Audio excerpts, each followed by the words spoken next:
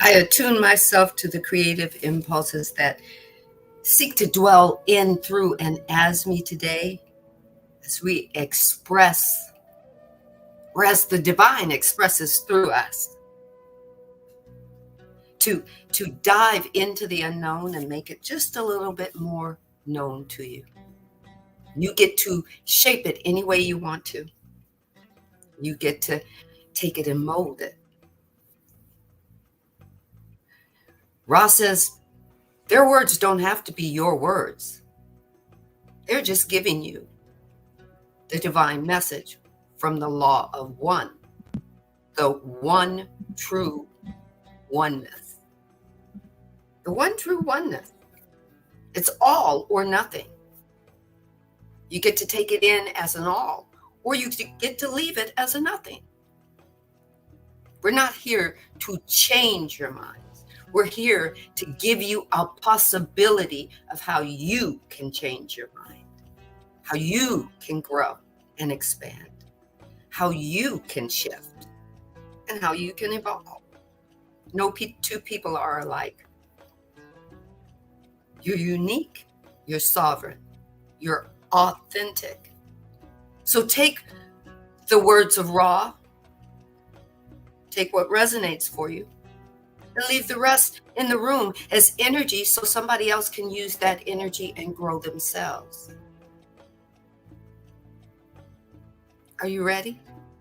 Are you ready to dive a little bit more into the unknown? Because guess what? The unknown is within you. Find out a little bit more about your spirituality, your divinity, your rawness of the form. That's what it is, rawness of the form. You're shaping the form. You're shaping you. And the exuberance and the expansion of the conscious mind. Because guess what? The conscious mind is consciousness that is aware of itself in all of its awareness. Are you ready? I'm ready. Are you ready, Marcus? Hi, I'm ready. Grateful to be here. You know, on the last episode, we learned that you have to make yourself, or you have to put yourself in the mix. You're the lead in your story. You get to write it and produce it and direct it, and it's all on the what you call it, the screen of illusion. Think of illusion as being right out in front of you. And you get to take it and shape it according to you. No two experiences are going to be the same. You get to play in the playground, however, you get to play with the toys that Ross says we as mankind we're too involved with the toys. Hence, the popular consensus going around that can we give our electronics, our bots, as we call them, are the new AI. Let's just go ahead and say it. I was trying to get around saying that word, but we want to give, can we as mankind give AI consciousness? I know you've heard it. And as mankind, of course, we can give AI consciousness as we see it, as we feel it, as we're growing through it. But here's the thing. Do we really want to give AI our consciousness?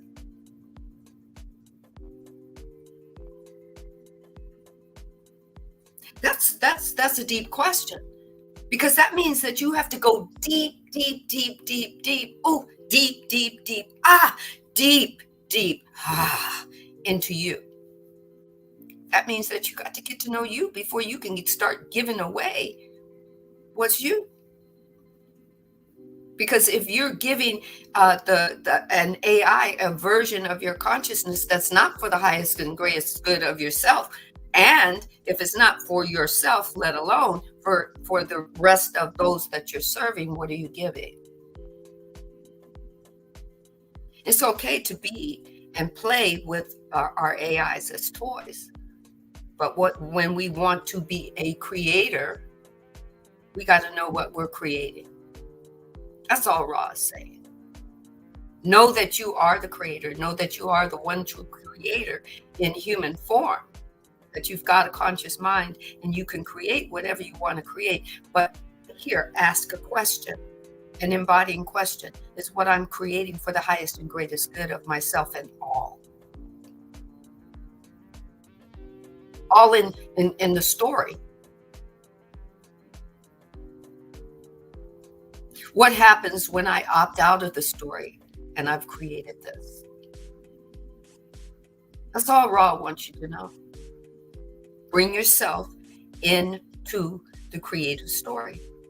Don't sit on the sidelines. And when stuff is not working, blame other people on the sidelines. Right? You're a magnificent, supercalifragilisticexpialidocious. The word might seem atrocious, but that's what you are. That just sent shivers all up and down my body. So I'm going to hand it back to Marcus, because he's supercalifragilisticexpialidocious, ready to get us started. And I think we all need to grab a little. I think we all need to open ourselves up. Can you lead us on that, Marcus? Oh, absolutely. With honor. I would love to. My internet is choppy on this side, so I will continue to flow as I can and just move through it. But if you would like to join us in this grounding practice or exercise, feel free to get comfortable, and you can either be standing, you can sit or lay down, whatever you feel. And we're just going to take a moment to bring some focus inward. We're going to draw a few conscious deep breaths and guide those breaths down our body to the earth, to ground and anchor to the earth. And if you have any racing thoughts, you have any past things that are bothering you, if you have any emotions that are overwhelming, anxious, depressed, feeling disconnected, bring those forward with your breaths. Think about them with your conscious mind and allow those to flow with your breath as you think about them. Whatever it is that you may be either struggling with, maybe having racing thoughts or overwhelming or depressive emotions, feel free to bring them forward. So as you get comfortable, relax the body, relaxing our shoulder side,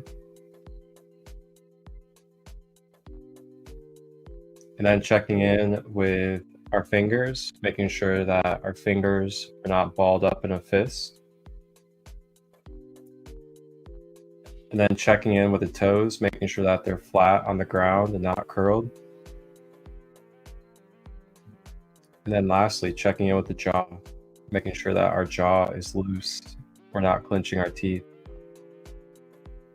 The reason why we do this is to make sure that our body is soft and open instead of holding tension and creating blockages within our energy waves. So now continuing, we're going to now bring focus to the breath. And you can close your eyes to go inward, or you can keep your eyes open, whatever you prefer. And we'll draw the breath in through the nose, expanding the stomach. And then draw that breath down the body to the earth. And then raise it up and exhale out of the mouth.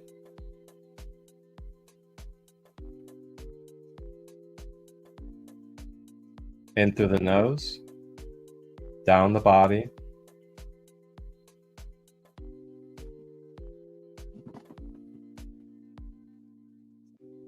exhaling out of the mouth.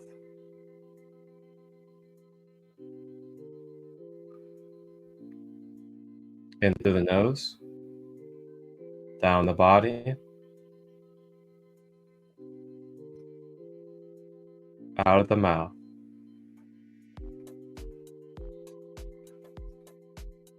Go ahead and repeat this 3 more times on your own, at your own pace.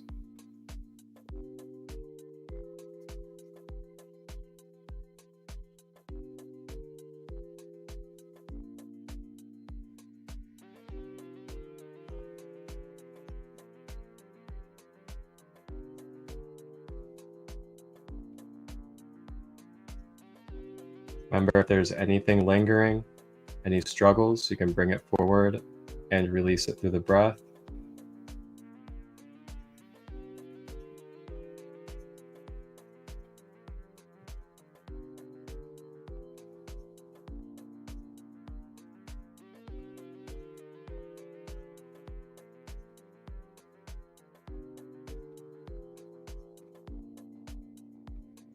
And then as you finish, go ahead and take one last biggest deep breath that you've taken today and hold it at the top.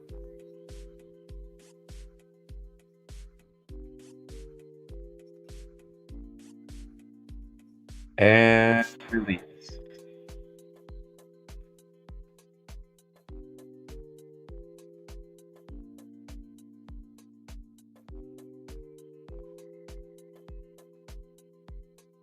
Affirm, if you would like to. Affirm in your own space. I am grounded. I am centered. I am open. I am connected. I am the bridge. I am centered. May spirit I am connected.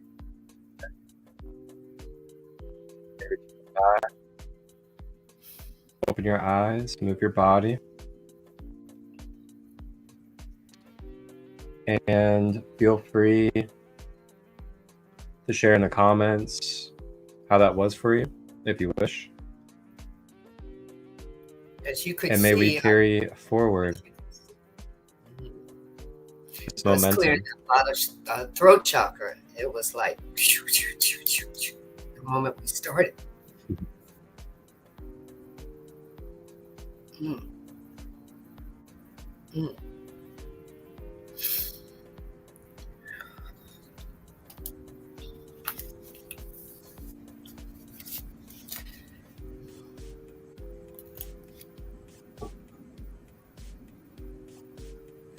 The questioner asked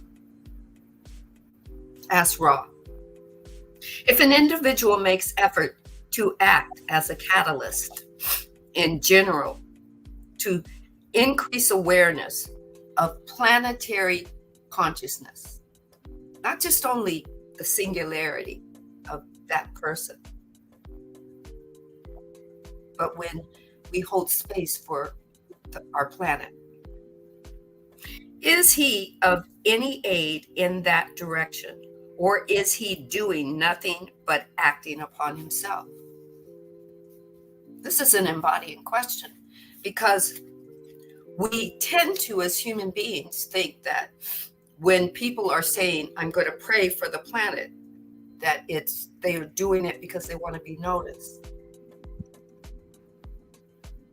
right? That's what we're taught, that everything that we do is selfish. Not selfless, but selfish. Ra answered, "We shall answer your question in two parts, both of which are important equally. Firstly, you must understand that the distinction between yourself and others is not visible to us. Why? Because we're wholeness. We do not consider that a separation exists between the consciousness raising efforts of the distortion which you project as personality and the distortion that you project as another personality. This distortion is that we as humanity see ourselves separate from each other. And Ra just says we see you all as one. Ra says, thus, to learn is the same as to teach unless you are not teaching what you are learning. In which case, you have done you/them little good. If you're not teaching what you're learning, you're doing a disservice to everything that is all and that is nothing. You've come here to learn. No. The divine says you've come here to play, and in playing, you are learning. You are taking on your wisdom and your understanding, and you are sharing it as a unified connection. Unified, sovereign connection. This understanding should not be pondered by your mind, body, and spirit complex, as it is a distortion which plays a part in your experience at your nexus. If you try to ponder it with your mind, you're going to confuse yourself, because your mind only knows a straight line. It was given to you with a purpose. To show and bring in the outside world to you, to become unified with your spirit or your higher being, which now helps you discern what you're seeing and what you want to know and why you want to know it and what you want to know it for, and how you want to share it with the others that are part of you. That's right, part of you, the oneness of you. The divine said, I want you to bookmark this, because this is what I want you to share. You are wholeness. You are a part of wholeness. You have never stopped being a part of wholeness. And how you share that, with how you decide to share it, is totally your own. You can share it with only your collective, only those that have awoken and that are part of your grouping, or you can share it with the all, because you're a part of the all. You're a part of the all that is politics. You're a part of the all that is old religion. You're a part of the all that is dogmatic schooling. You're a part of the all. How are you going to bring yourself to be a part of the all? With the learning, with the playtime on earth consciousness, with the wisdom and understanding, the learning and teaching, the teaching and learning, the wholeness. The second, Ross says, turn to the second part of our response. May we state our understanding through limited through it. Right? He's going to focus on this now. They're going to focus on this. Group individuated consciousness is the state of sharing understanding with other distortions of mind, body, spirit complexes.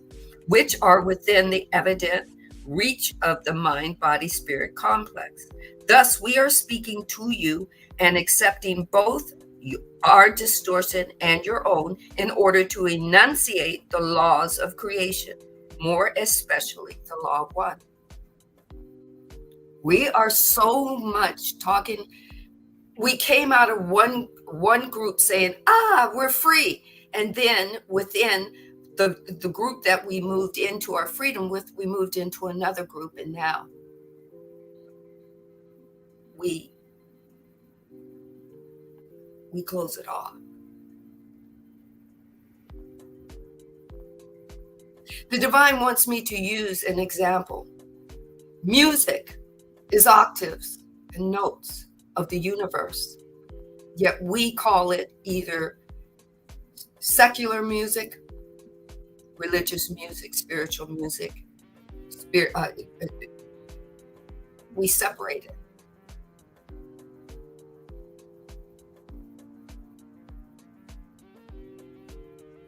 Instagram is having trouble loading the live for my Instagram. So, there's things going on. We can't redo. So either it's going to come back or not. We're going to keep going. Right?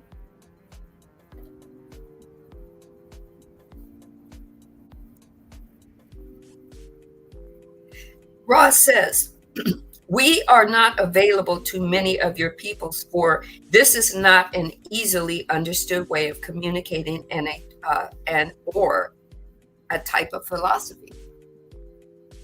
Channeling is not the easiest thing to do for the hierarchy of the divine, because most people are not tuned in, tapped in, and turned on to it. They rather resist it. But guess what? The divine says, let that be so. Nonetheless, Ra says, we do it. However, our very being is hopeful for an example of both the necessity and the near hopelessness of attempting to teach. That even though they teach, some people get it and more people don't. They're going to still keep doing it.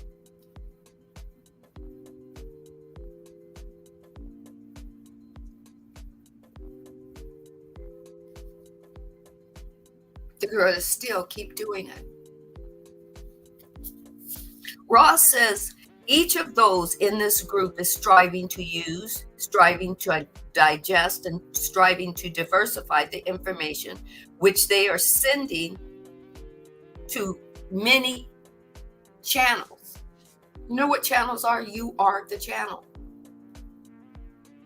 You have a dial on the channel, and you get to broadcast if you so choose. You are the body, mind, spirit complex without distortions. You are the channel if you so choose to be. Ross says, few of whom will illuminate by sharing their light are far more than enough reason for the greatest possibility of them to stick around. And they still are around. And they still are channeling. They say it doesn't have to be the all that they talk to. But if you want to be a channel, it's okay. You're a channeler. So let's see, you're sovereign. You're a creator. You're a channeler. You're a mind-body complex. You are the is and the is not.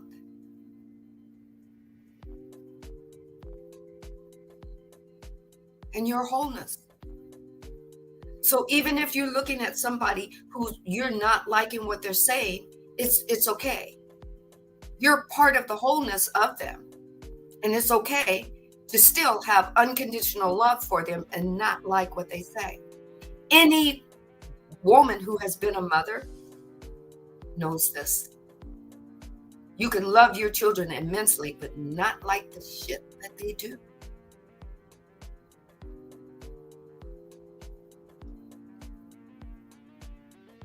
Ask any mother whose child, male or female, is in jail right now, on death row. They may not like what their children have done, but they still love them immensely. That's unconditional love. So you're a channel. You broadcast. You're sovereign at it. You're individual and at the same time wholeness. How freaking awesome is that? You get to be whatever you want to be in the group that you want to be. You want to be part of the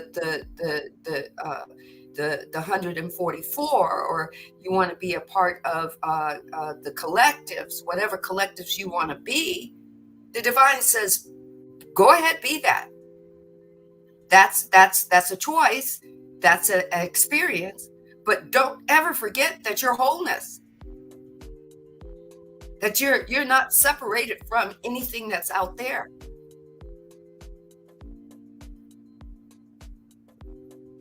Your wholeness.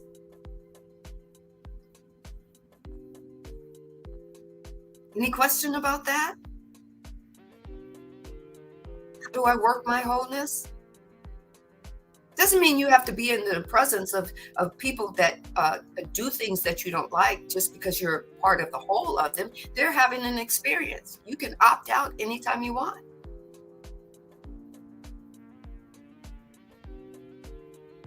That's part of playing the game. And Earth Consciousness Playground is big enough where you could still be a whole part with someone and never ever see them playing on the playground. Wow. Ross says, attempt to discern and weave your way through as many group mind, body, spirit distortions as possible among your people. In the course of your teaching, it's a very good effort to make. There is always going to be something someone is teaching that is for the highest and greatest good of someone else. It doesn't have to flow through you. It doesn't have to be your teachable moment. It doesn't have to come with a judgment from you to take away from someone else who is learning something a little bit different than you. You're still wholeness of that person.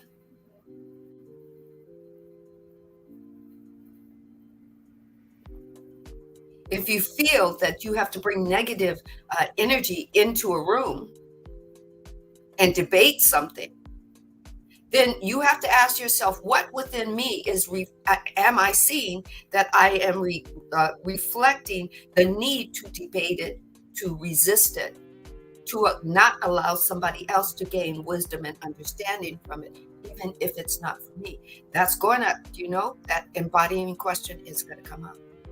The moment that you bring that energy up as a negative response, instead of just letting it flow, life will bring itself right back around to you and say, here I am. You're resisting that again.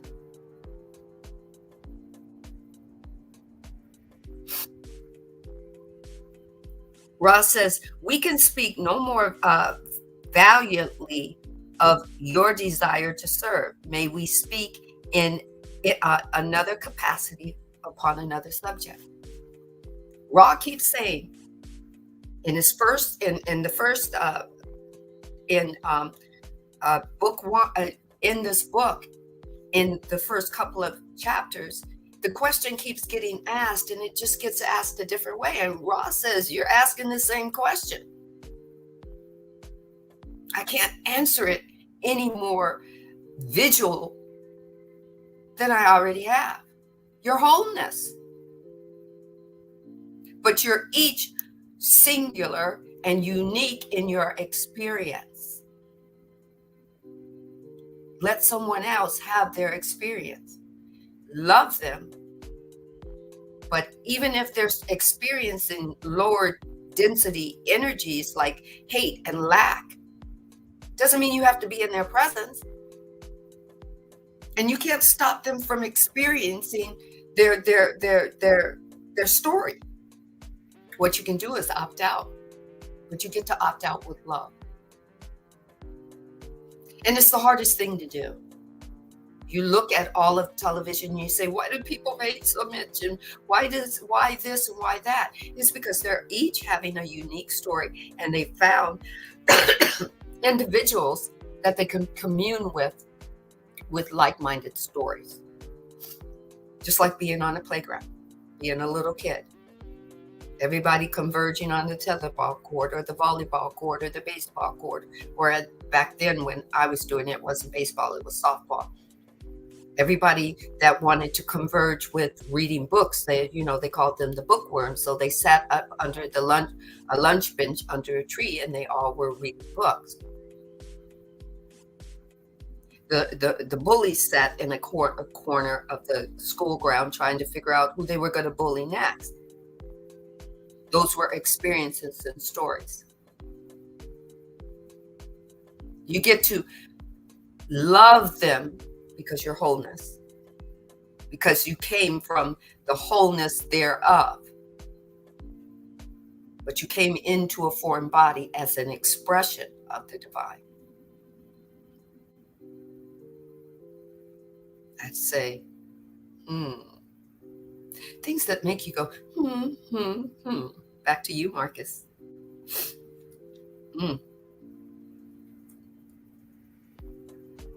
Things that make you go, ooh, ooh, ooh. Things that make you go, So I like to share kind of like this with you guys. Feel free to explore this vision, this imagery of what we're speaking on here. Think of it as like, there's a big, vast ocean. Now, we know that ocean is an ocean, but then within that ocean is water making up that ocean. And within that water and ocean is many different beings, many different species, from different plants, different animals, so on and so forth. With that being said, now, are all of the plants and all the animals, are they separate from the ocean, or are they all in the ocean, a part of the ocean life? So think about that. Think about us as humans and the cosmos or the universe. Same type of deal, just a more macro and expanded level. And with that I also invite you to think too, like, think of seeing a streamline of energy or a streamline of water in the ocean. With all of our beings, the breaths that we take, the mental consciousness that we are always exploring 24/7, whether it's in a physical consciousness or an astral and others, we all get the eternal energy. We all get the infinite consciousness exploring through us. The only real differences is that there are different mechanics. There's different functions. There's different degrees of how we are placed together or assembled into this being, into this form. With that being said, it's almost like consciousness is at this default or neutrality. And then once it enters into your energy field, it then changes from being a default neutral energy into whatever it is that you're being as a transmitter, as a attunement system, as a coded blueprint. It then translates, expresses, and utilizes the neutral consciousness that we are all a part of. And with that being said, the neutral consciousness is what it is. And that's where our own intentions come in, as well as the embodiment that our being is at. Like I was saying a moment ago, our being acts kind of like that filter system, or that transmitter of the neutral energy to be brought into something of life, whatever that may be to you. And this is why we always hear, what's your intention? What do you want this to be? What do you want this experience to be for you moving forward? Because literally we have this filter system, this transmitter, that we get to use our free will and intentions with, and then co-create with that. And I also want to remind us, if we were separate from Creator, from God, from higher power, how is it that we would even be existing? How is it that there would be living breath moving through us? How is it that we would be able to give prayer, go into meditation, to connect and feel what is the most high to ourselves in our own authentic way? Along with that, if you're someone of the Bible, or you're someone of many other scriptures, in our own Bibles and text, it says that we are the temple. If we're the temple of God, if we are the temple of the living Spirit, how can it be separate from us? If in the book of Thomas, one of the missing books from the Bible, says, "Look over at this log and lift up this rock, and you will find me there. Look over at that stream, and you will find me there."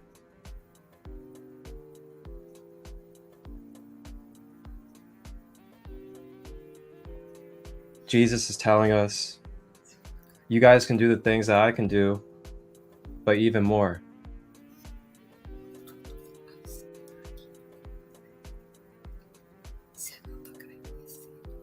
That separation mindset, there is no right or wrong to it. Just keep in mind the type of delusions it'll continue to manifest and place us into an embodiment experience of. So yeah, maybe you can make it a goal. Make it a goal to start dissolving separation in your life. Start to embrace and open up to the receptiveness of wholeness, of balance, of universal oneness. And there's many benefits that can come with that. It could really help your anxiety, it can help with depression, it can help activate your energy centers more. You could feel more secure, more at peace within yourself, because you feel like you have a perfect placement within this creation. And along with that, you're able to start seeing there's not truly anything that's against me.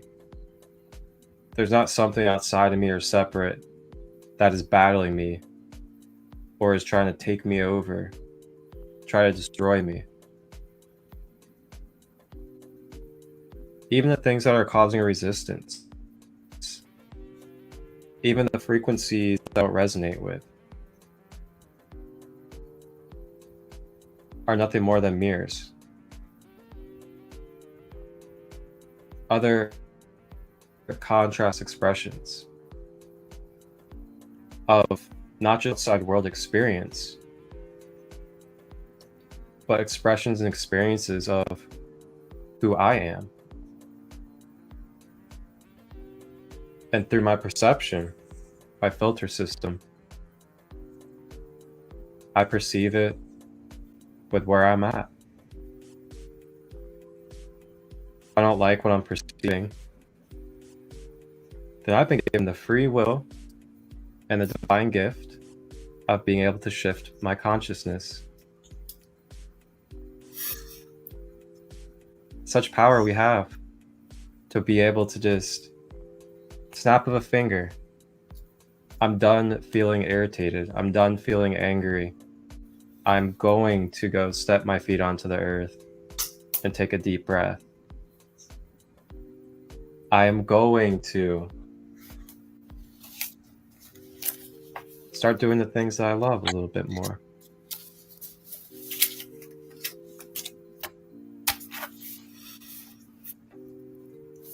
Back to you. Yeah. All I can say is I dream of Jeannie. And her mother Endora, she used to snap her fingers. And Bewitched used to, they gave these signals of them moving energy. It's just, when he said, you have that power, they've been trying to figure out that power. They get it in dreams, and they write it in their scripts, and they put it in there as entertainment for you. But it's knowledge and wisdom. It's the learning and the teaching. They just don't know that they're giving you a teachable moment in fun, right? Blue Goddess says, I allow myself to receive all of this energy, and I am grateful. Do you know that grateful is a tool for you to use to create with? Right? Let's read some more. The questioner says, will you be available for communication? Can we call on you in the future? Ross says this. And the divine, it's how they're using the vessel that Ra's channeling through. Because all the time that Ra is doing all these books, Ra is concerned with the vessel.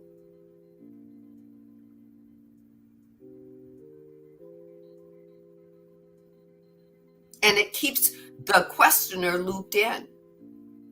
Because sometimes we can forget about the vessel. We can forget about the vessel that is translating, or the vessel that is sharing. Right? So Ra says, I am Ra. We have good contact with this instrument. Ra calls the vessel the instrument. Ooh, can you imagine the instrument, like playing a flute or the guitar or the drums? You're the instrument. Because of her recent experience with trance, she is able to communicate with our thoughts in your future. Right? A now moment. That's past, present, and future. Now moment. Ross says, however, we advise care in disturbing the channel for a few minutes, and then the proper procedure for aiding the instrument who has to some extent the need of re-entering the mind-body complex, which the instrument has chosen for this life experience. So she has to come back from her, what you might call her meditative or her trance, re-enter her body, reintegrate, take some time, hydrate, right? And then she can go back. She can become that vessel again. Some people have been called to channel. Some people haven't. And it's okay. Everybody has, every gift is the same gift. God did not say, or the divine did not say, or the awareness or matrix or illusion did not say everybody gets a little something different. Everything's there. It just depends on what is opening up based on what your communicative skills are with the divine. Some people, they don't know that they're communicating with the divine. They're just tuned in, turned on, and they don't even think about having a spiritual awakening. They are living life. Normally, we call those people, oh, those are lucky people. They always get what they want, and they're so lucky. I wish I was them, because they are living their life. They're not thinking that they're separate. They're thinking about wholeness. They're thinking about growth and expansion, but not they're just playing in it. And when their gifts show up, they just go, to the play box and say, okay, I'm going to play with this one.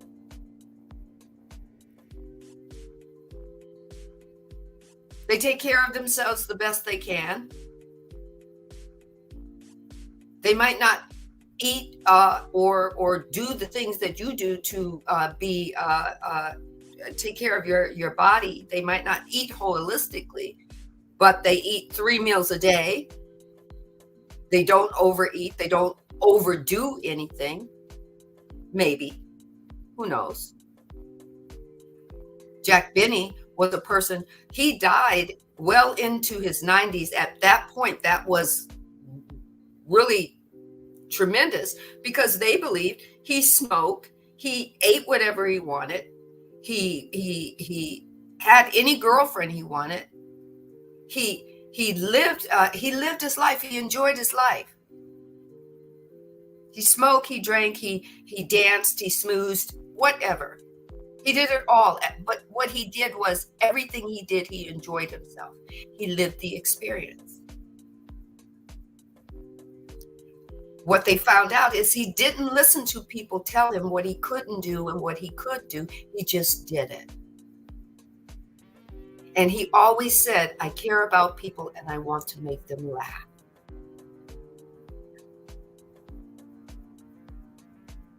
It's about bringing yourself to your story, moving yourself into the forefront of what your experience is, and taking control of that.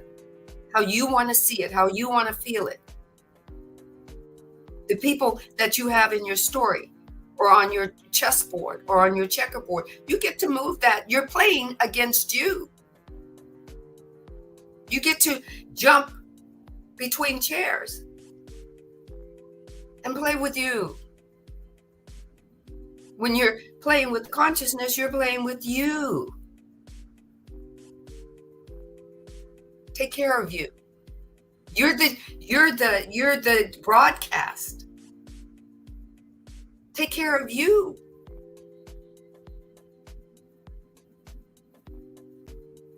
Think about you. Self-love, self-respect, admiration. Are you waiting for someone to admire you? Well, and you're going to get mad because they're admiring you their way, and their way doesn't grow and expand you? Then show them what you admire about you. You're the broadcast channel. Broadcast it.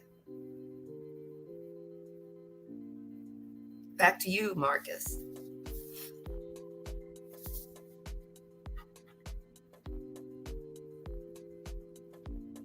Ooh. We're the broadcast channel. Broadcast. And another thing too is,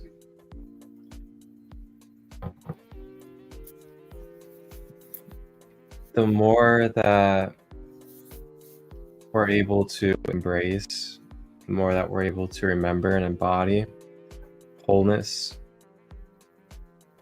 interconnectedness, oneness, we can also dissolve more of our attachments that we have in our life. And these attachments could be to partners, people, places, habits, things that are not truly continuing to serve us of where we are and where we're heading. For example, say you're just holding on for dear life with this one partner that you're with. Well, you've continued to have cycles and patterns over and over and over that you guys are not resonating any longer. You're just so worried because you believe that they are the one, and you don't know what you would do without them, or that they have to be your other half to make you feel complete. If we can remember wholeness, interconnectedness, we could remember that, number one, we are connected to them beyond the flesh, beyond the human identity. Number two,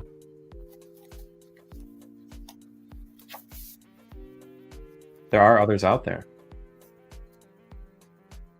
And when I say others out there, others that will embody, that will be of the frequency, that will be of the lifestyle, that does support your authenticness, that supports who you're becoming, or what your intentions are.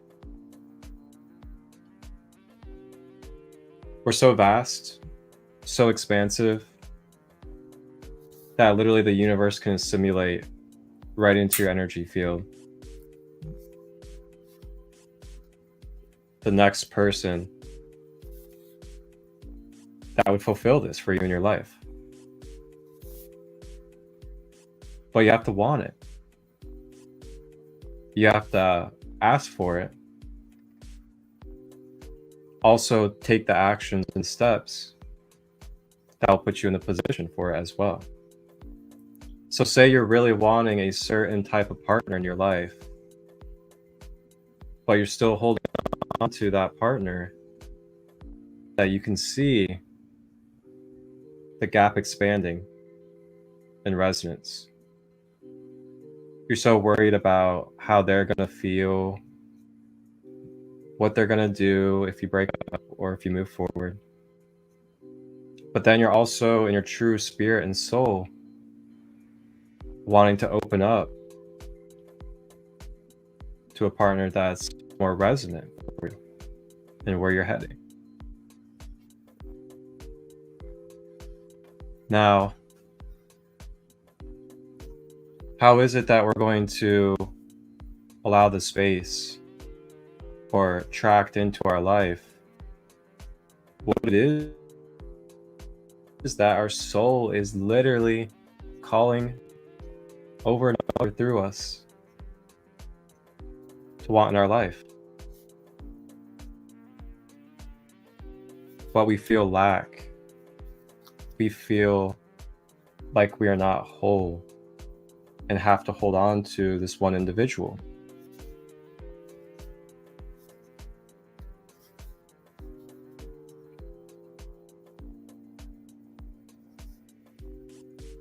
You can think of this in many other different aspects of our life.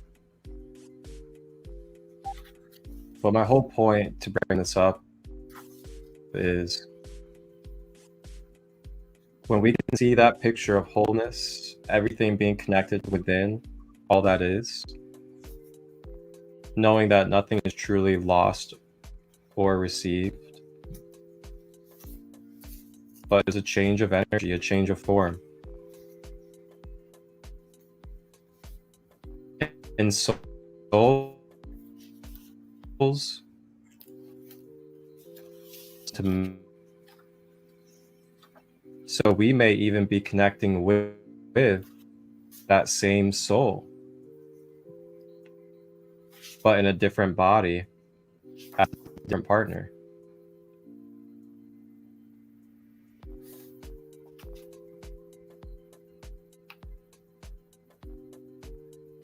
So last thing I want to say is try to find ways to embrace the unknown. When you embrace that unknown, also know that that unknown is really not even that unknown. It's quite infinite. And also caters to you.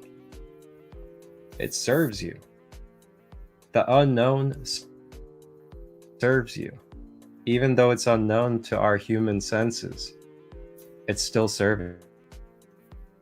So even if it's unknown and we embrace it, we know that within that unknown blank space, so to say, there's room for us to articulate.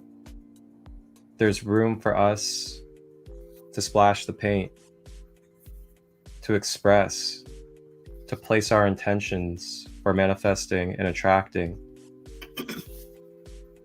And when you enter into that unknown space, which can seem very scary, it can seem like very triggering, confusing.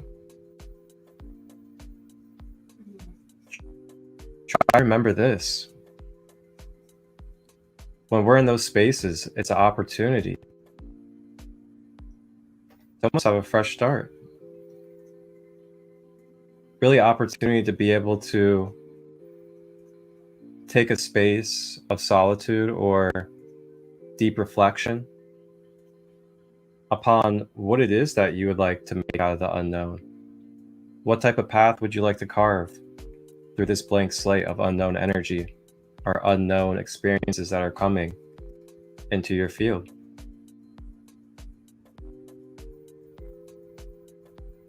So embodiment and intention. The more we just bypass our life, the more we just sit back and just say, oh,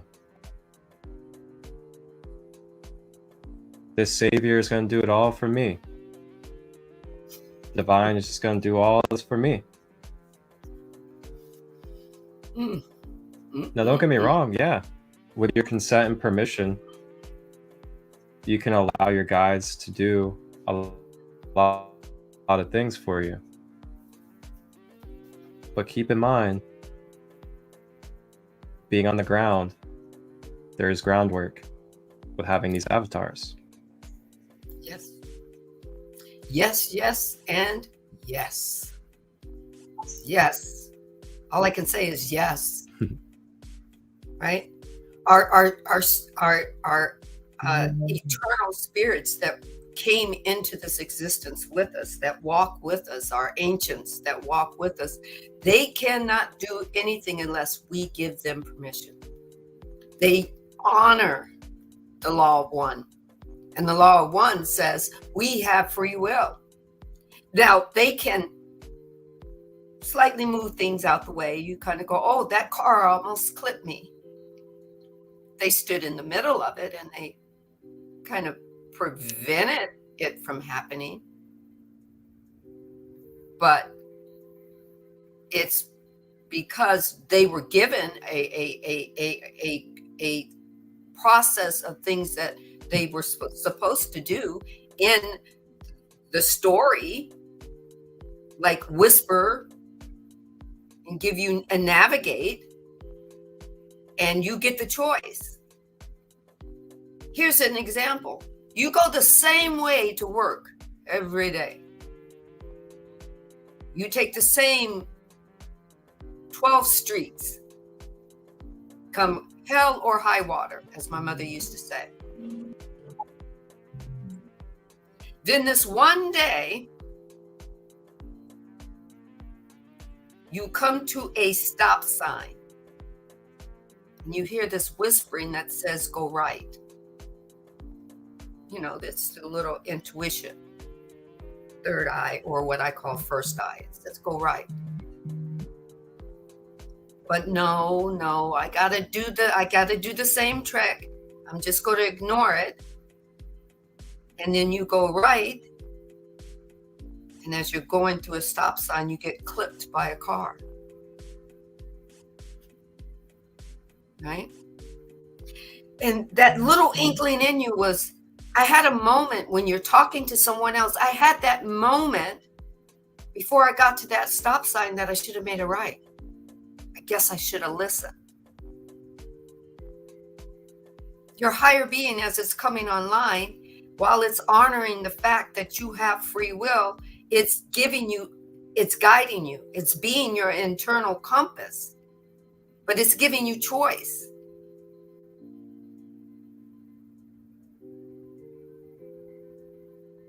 For me, at the point where I woke up, I couldn't go back to sleep. I had to say all or nothing. It's like me being a little kid, climbing the fence and being one leg over and one leg, I haven't put the other leg over and just sitting there and swinging my legs and making a decision. Do I want to, if I go over the gate to play ball on the playground, and I'm climbing the gate because the gate is locked on a weekend. So all of us kids did that. And I remember I would always sit there and have a discerning moment. And as a kid, I would decide, okay, leg over, all or nothing, go play ball until, if we get caught today, we get caught. Right?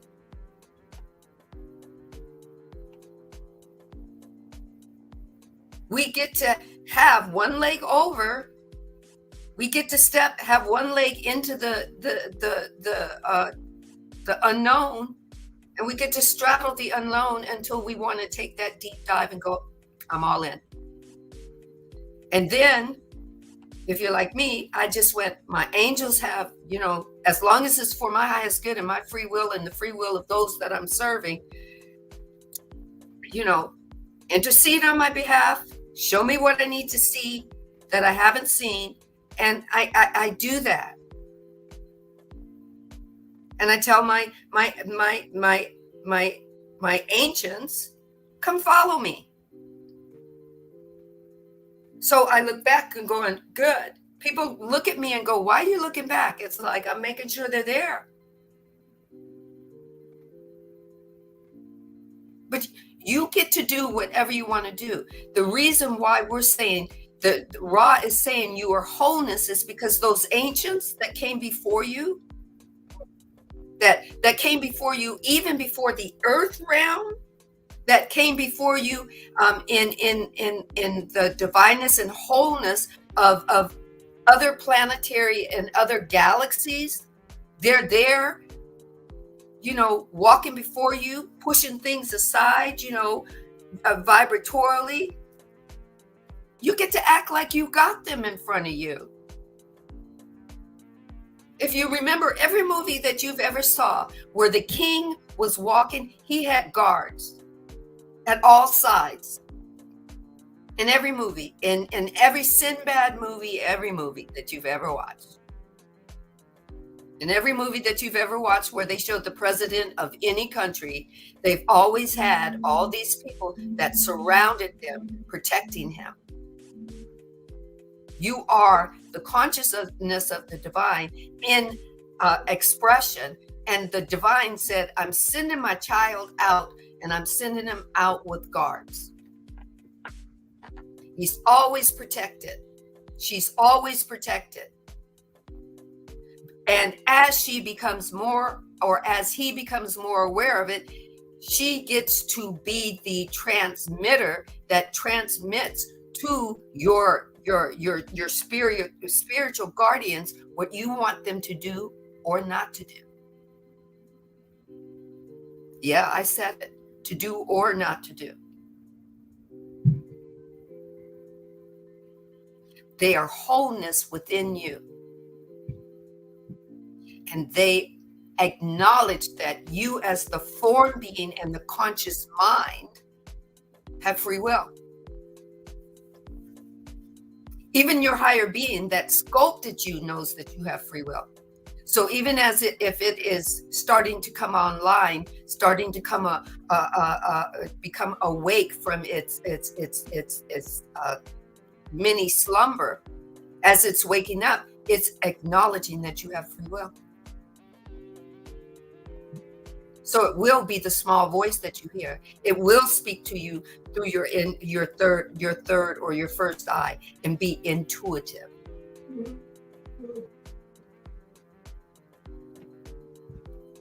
And like Marcus was saying, you don't need anyone to make you whole. There is not a piece of you that is lost that you need to find in someone else. Your wholeness, bringing yourself to someone else, hopefully, that is wholeness as well.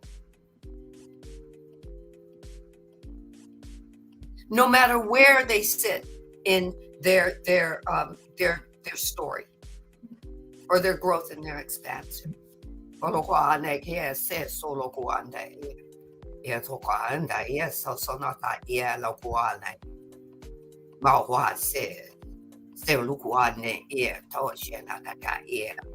Esale yeso sonotoko aleme shanotoko aria suta tiamwa matu atienda te shuta iemto e choshena toku unta ia echo toko ate e tohate ke na kwate. You came to spread your wholeness into that which needs to become whole. Form needs to become whole. Form needs the light shined into it. It is the vastness of the unknown form.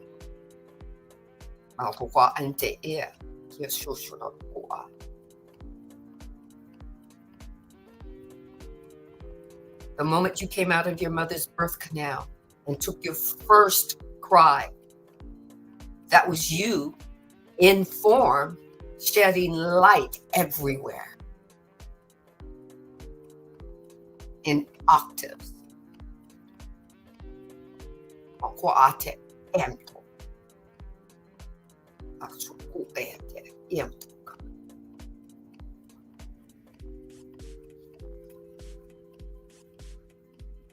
The spirit of the divine is knocking at your door. Can you imagine the spirit of the divine taking its spiritual lit hand and just knocking at your door so it could talk to your heart chakra to remind you that you are exquisite, you are unique, you are precious, and you are a powerful expression of the divine.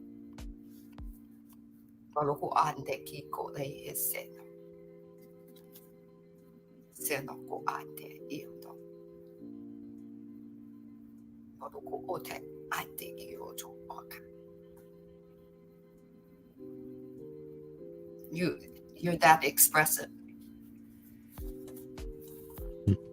Back to you, Marcus. Oh, what?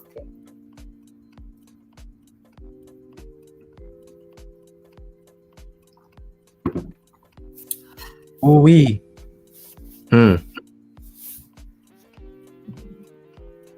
My dad's in the other room watching the live right now. Oh, wonderful. And he gave a good old approval. Thank you, Dad. Chills just ran down my spine. Welcome in, Blue Goddess Cosmic Roots. I know you're new to our spaces. Thank you for joining. Thank you. Thank you, thank you, thank you. You know, Ross said, I'm not going to do the questioner, but I'm going to do what Ross said, because the divine. Ra said, I give you this information. This is towards the end of book 1, right? Ra says, I give you this. First he says, I am Ra. I give you this information so that it would, no. He says, to give you this information would be to infringe upon free will or confusion for some living. Now I'm going to tell you the question. The questioner says, then I am assuming all of the groups getting telepathic contact from the Confederation. That's just what they call the higher beings of the divine, are highly proprietary targets for other groups, right? The groups of the Orions and other groups. The questioner says, I would assume a large percentage of them are having their messages polluted. Can you tell me what percentage of them there is? And if any of them are able to remain pure in the channel? Ra again says, to give you this information would be to infringe upon the free will or confuse some of the living. Ra, through all of his books, honors your free will. Imagine how precious that free will is. Imagine the driver being your free will of your consciousness. Now imagine your consciousness being too massive to fill your body. It'll overflow.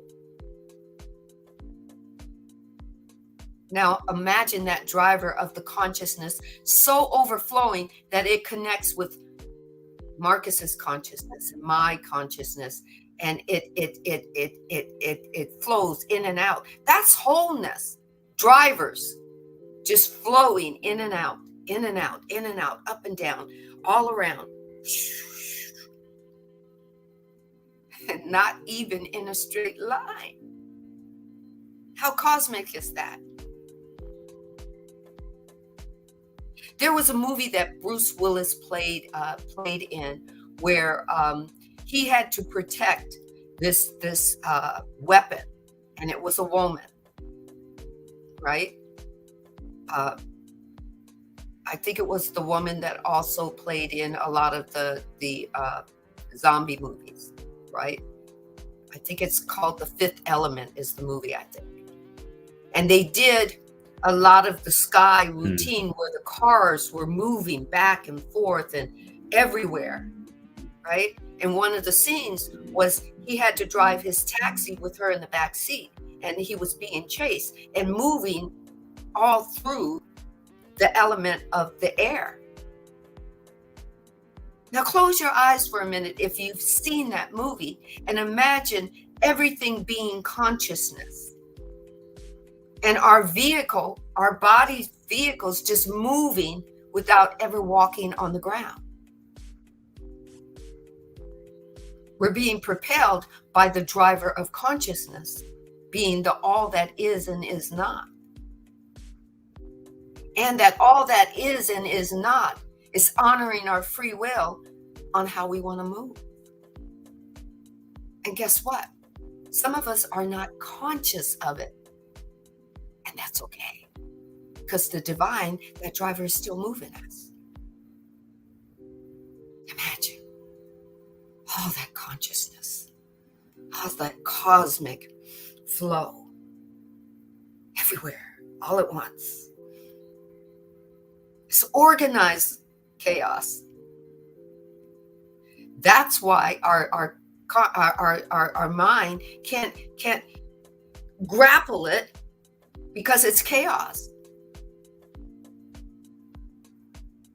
And it needs to slow it down and move it in a straight line so it can figure it out. If it needs to figure it out for us. But consciousness knows that it is aware. And once upon a time, we used to flow through that before we took form.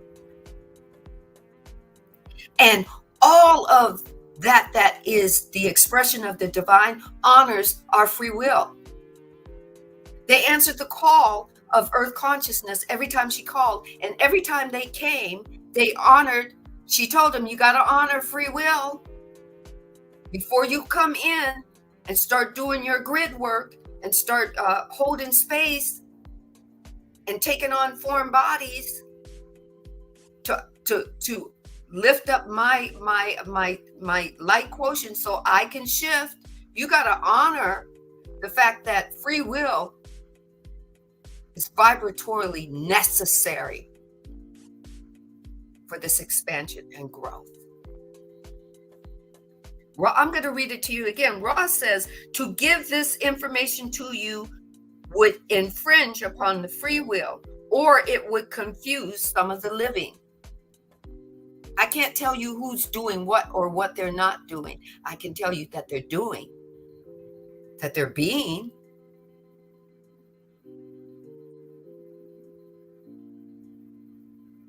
And then you, the vessel that's broadcasting, can go and discern the information being given to you because it's being given.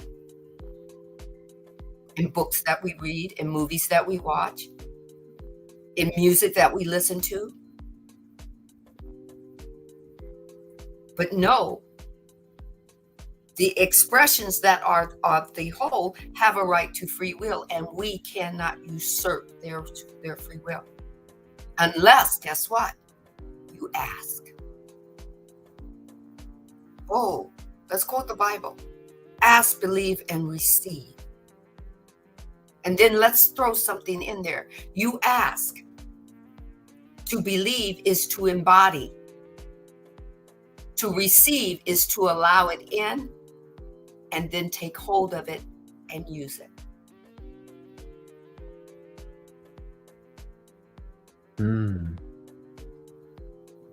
Before you continue too, I want to add, so keep in mind, what you could ask for or what your intentions could be. It could be, through a different person, different place or thing than what we may have an expectation of, so to say. So, you say we want something specific, but then we're trying to hold on to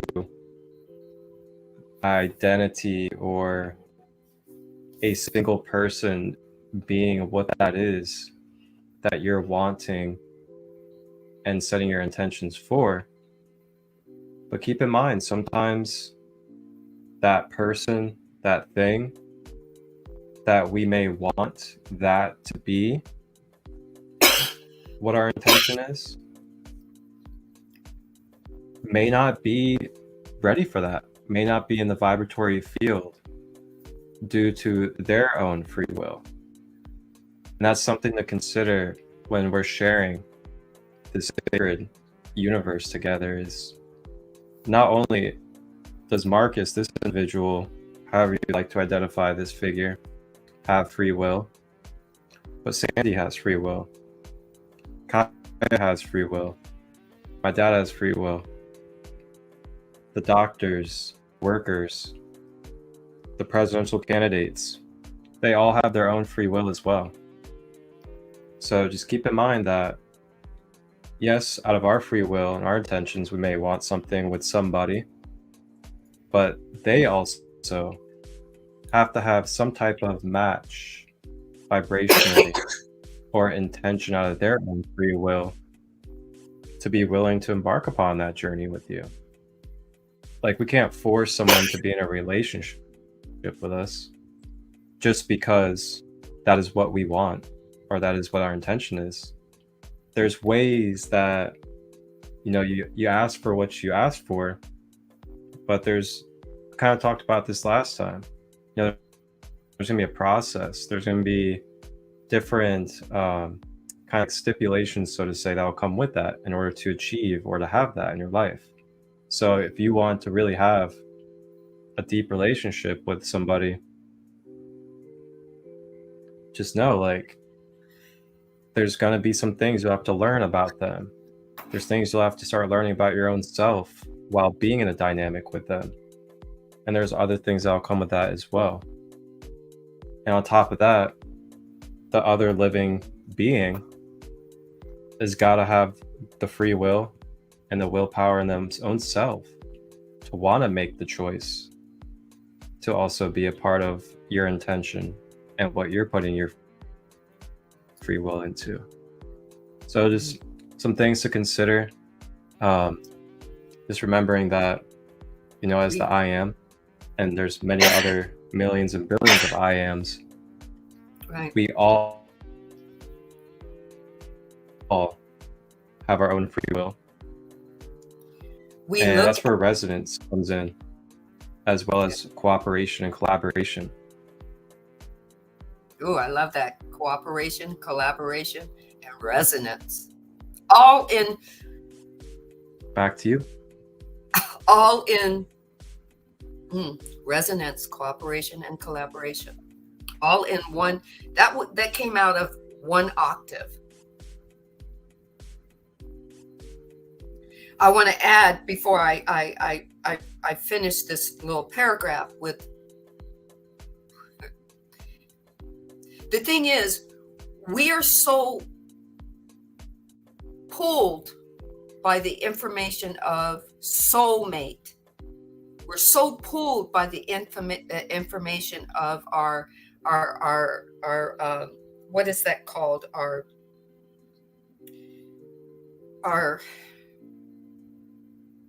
now I can't even remember. It's soulmate, and it's our twin flame, right? And we're pulled by that.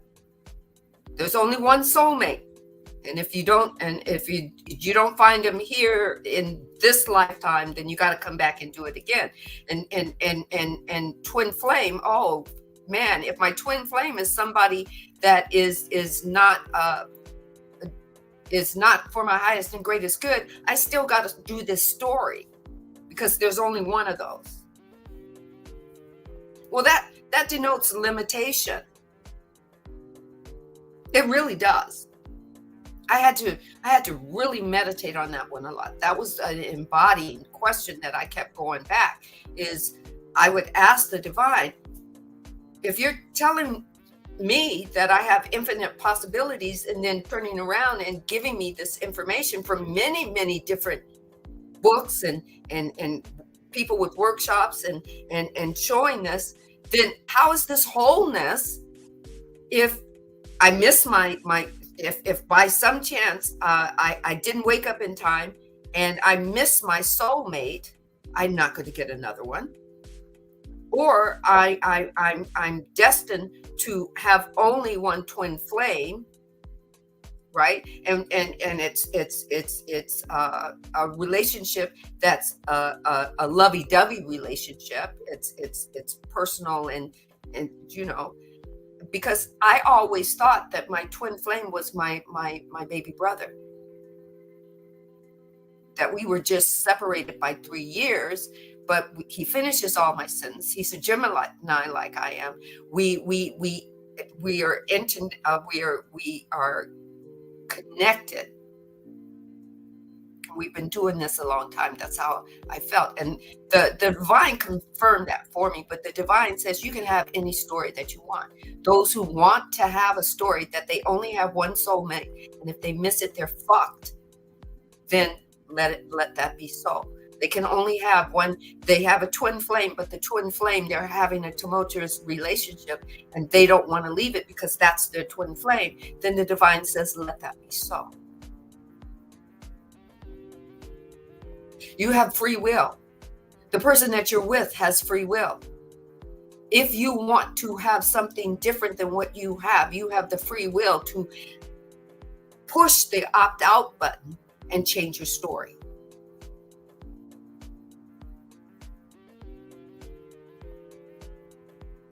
Everyone has free will.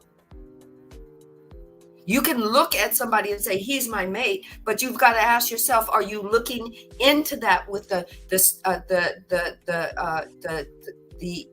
spirit telling you and allowing you to see that which you cannot see with your physical eyes? Is that the divine showing you that that's your mate? But if your mate is married or with another person and happily married and happily with another person, you're going to have to go back and sit at the seat of your soul and find out where that information is coming from.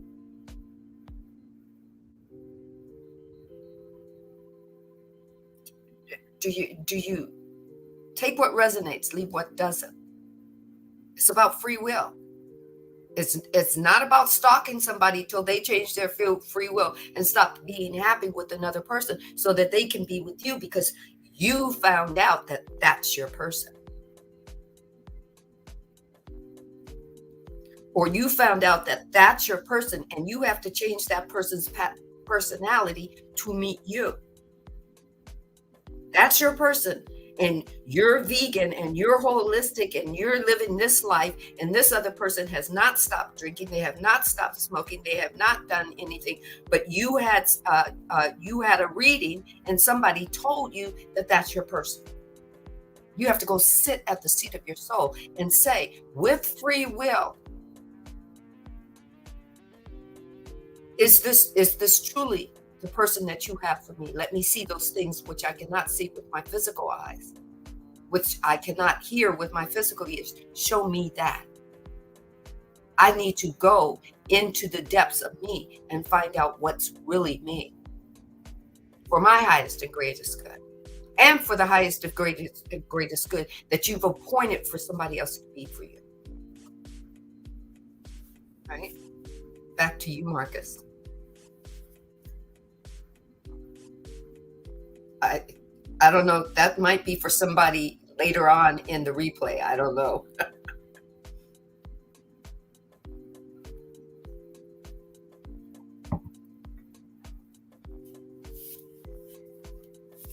He might have stepped away for a minute.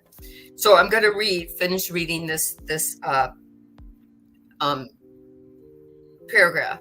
Ross says, we can only ask each group to consider the relative effect of philosophy and your so-called specific information. It is not the specificity of the information that attracts a negative influence. It is the importance placed upon it.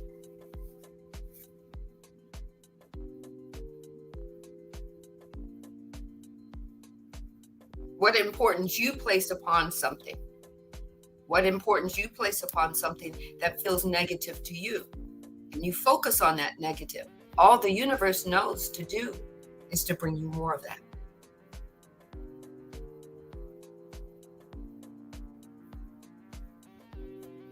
If you're focusing on things not going as it is expected, if you're looking at the outcome and you're focusing on it possibly not being the outcome that you want, then that which you focus on is going to be your vibration. Kaya says on my Instagram, says, yes, some people get twin flames confused with lust, feeling a void, etc. I've seen it a lot over the years. There are platonic soulmates and twin flames for sure, but people get lost in the story because they romanticize the story.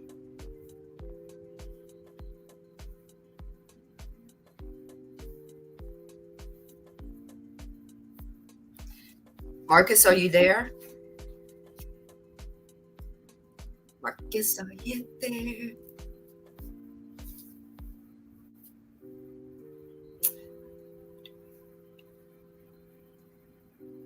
Okay, we're just going to be patient.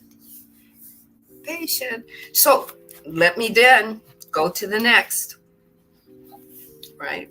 We're going to go to the next read, okay? The divine wanted you to know about fifth density. This is what Ross says about it. The fifth density is the density of light and wisdom. It's believed that Earth consciousness has already shifted beyond fifth density, beyond the light and the wisdom, right? The so-called negative service to self. Remember, service to self is that you serve yourself no matter who you hurt doing it or how you get it. And our souls, our higher beings, have a free will to choose either service to self or service to all, and then in service to all, which is the positive polarity, you are taken care of. You're not worried about yourself because you know that all your needs are met. You know that you're growing, expanding. You know that you're shifting. You know that you're evolving, and you're willing to do it in service to others. Others include self, wholeness, right?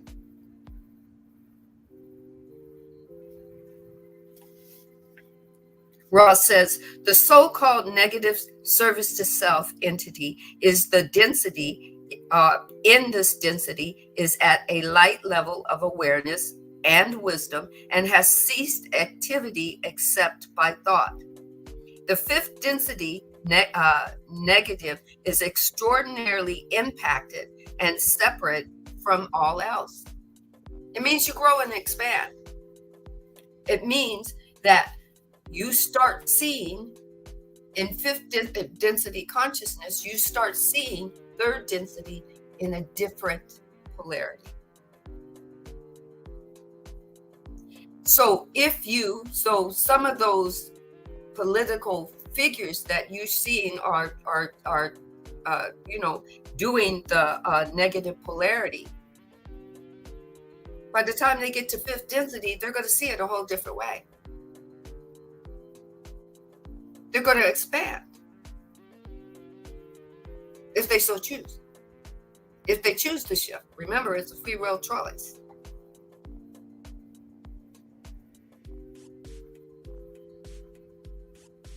It's a free will choice. Once again, we're honoring, the divine wanted me to say we're, so I'm going to say it. We're honoring our free will choice as wholeness, as love and light. Unconditional love and light. Got that? Unconditional love and unconditional light. We were born unconditional love. We were born unconditional love. We were born unconditional love. We were born unconditional light. We just didn't recall it.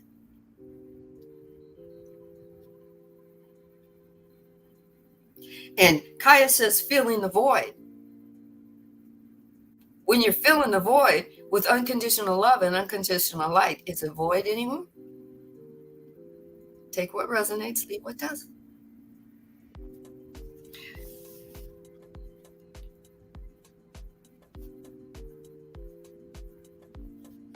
Right?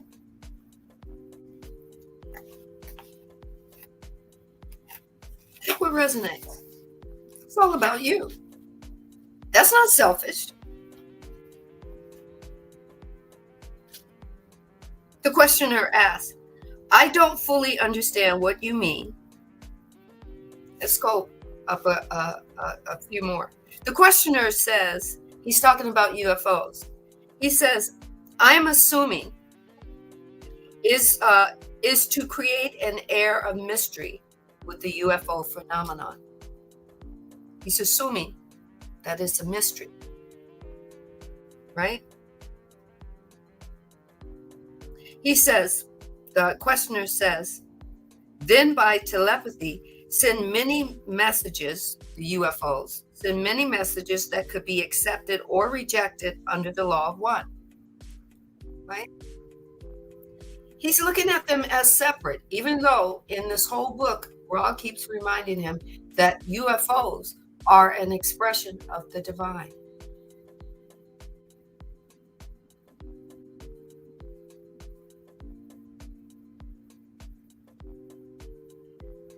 Right?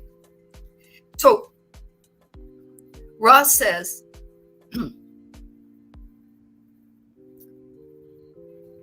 there are other services we may perform.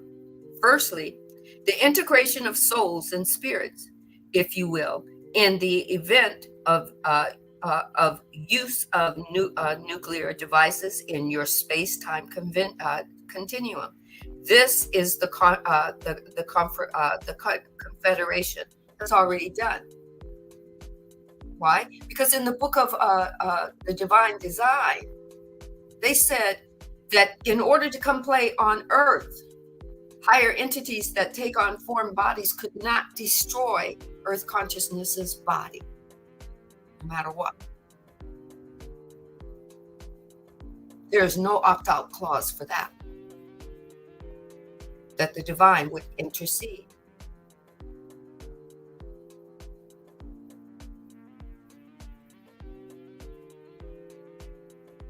The questioner says that I don't fully understand that. It's okay. Ra's going to say, I am Ra. To the use of intelligent energy transforming matter into energy is of such a nature among these weapons that the transition from space-time third density to space-time third density, or what you may call your heaven worlds, is interrupted in any cases.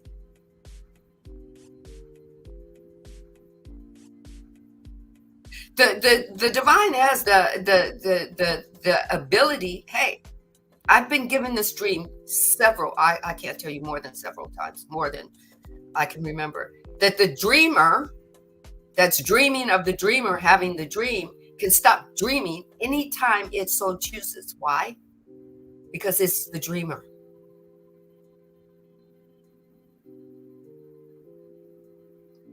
Wow.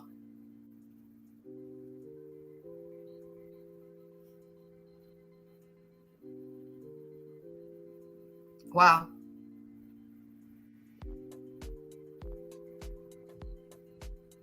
We've dropped bombs, but we have not destroyed the earth.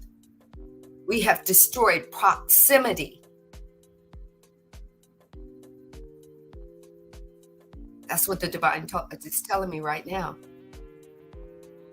Mankind of humankind, womankind of humankind, doesn't matter which it is, doesn't matter who will be president or dictator or whatnot, they will not destroy Earth's body.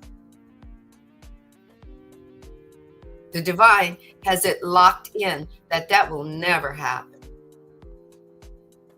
Because the divine, the dreamer, who is having the dream about dreaming, about being Earth consciousness, and every man, woman, and child here says that's not going to happen.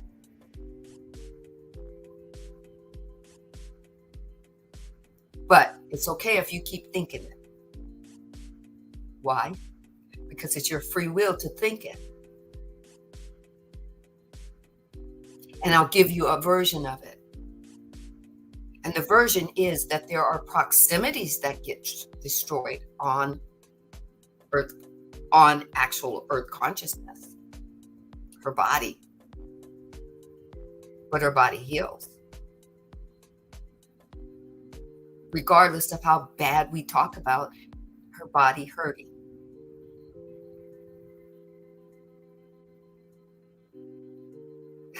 Regardless of how we intentionally put all that energy into the negativity of her hurt instead of into the positivity of her growth. Giving her thanks that she's healing herself from inward out. Growth and expansion is what Earth consciousness came to do. She came to play in a playground, and she came to shift in energy, in consciousness, in form, And then she asked every higher being that she knew to come play with her. Every expression of the divine to come play with her. And then the divine, those higher beings that sculpted us and sculpted us gloriously for the playground. If you were sculpted and you came into this earth process, Ra wants you to go inward and ask why you were born with one arm.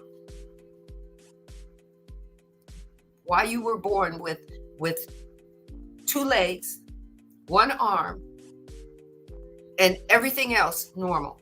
There's a reason.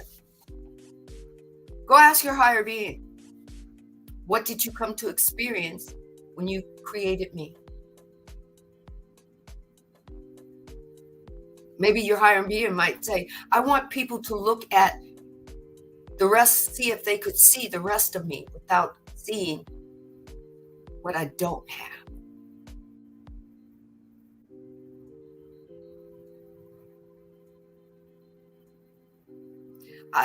People who are born blind, there's a reason.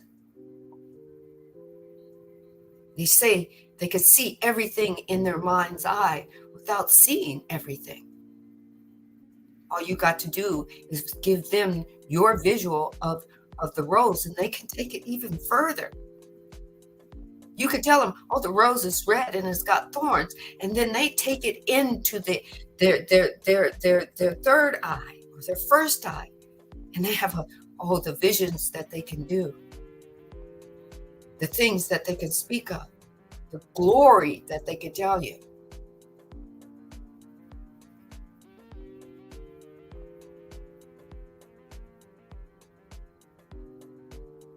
Wondrous. Exciting. Back to you, Marcus. Thank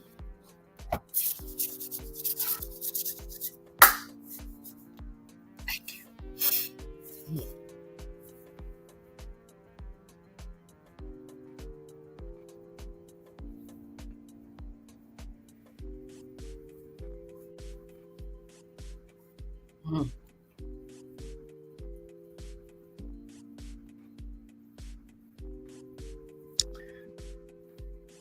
Be in this world, but not of it. Oh, that's a good question. Could your twin flame be your soulmate? Be in this world, but not of it. Yes. Just I did not. a pass-through journey with our plane. Marcus, you want to answer What's Royal King's question? I don't know how to put that up on the screen, but that's a really good question. I didn't notice it. Royal King? Mm-hmm. Can a twin flame become your soulmate after time of separation?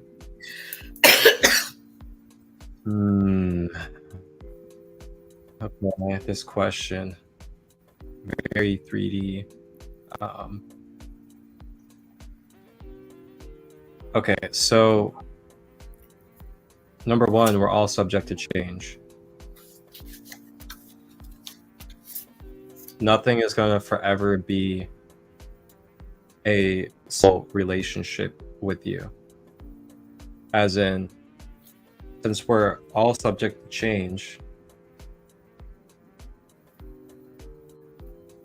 then that means, yeah, it's possible.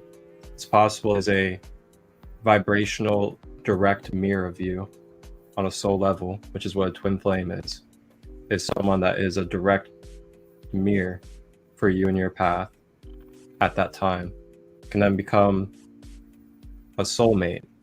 Now, of course, there's many different definitions and views about these things, but for me, a soulmate is someone that pretty much has a significant part of our life, this whole lifetime, whatever it may be. And that could be someone that's your romantic partner. It could be your pet. It could be your mom, friend in the community. There's all sorts. Biggest thing I have to say really about this stuff is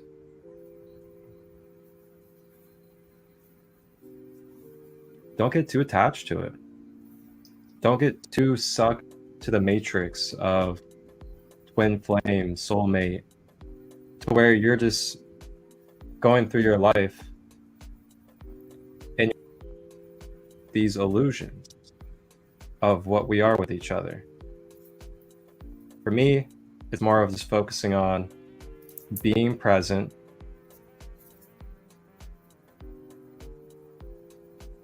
embracing whatever connection is taking place,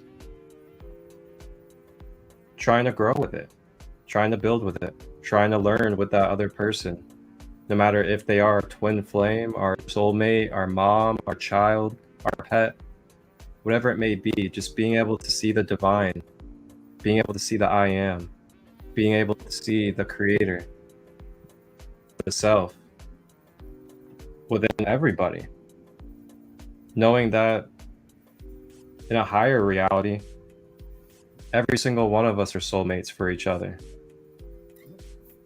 We're all mates of the soul.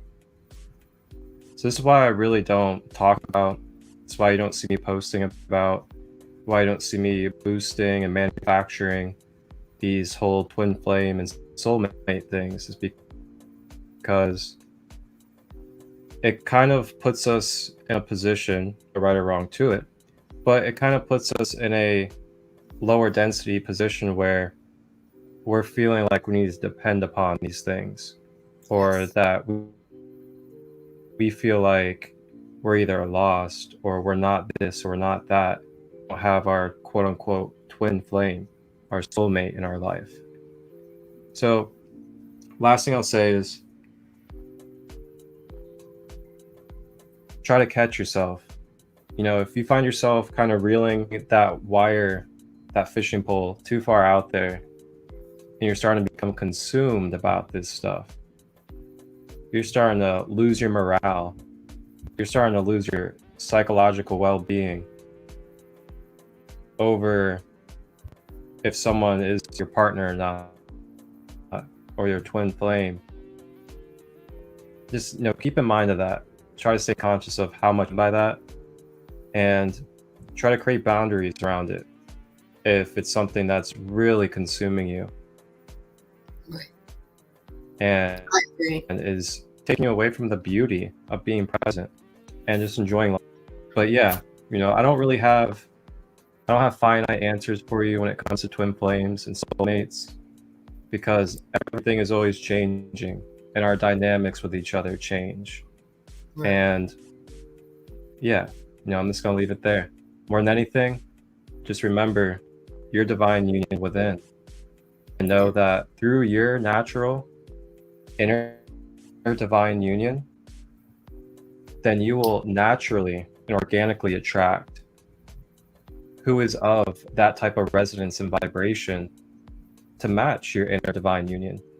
And the more you continue to focus on your own inner union, build that balance, build that healing, and that you won't have to think about if it's your twin flame or soulmate, because you know that you're doing exactly what you need to in order to be in the position and to be in the vibratory field to attract someone that is perfectly vibrational for you and where you're at.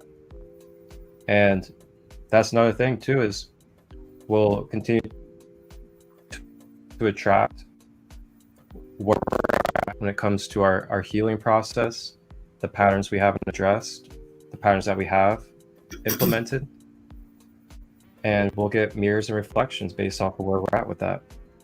Yes.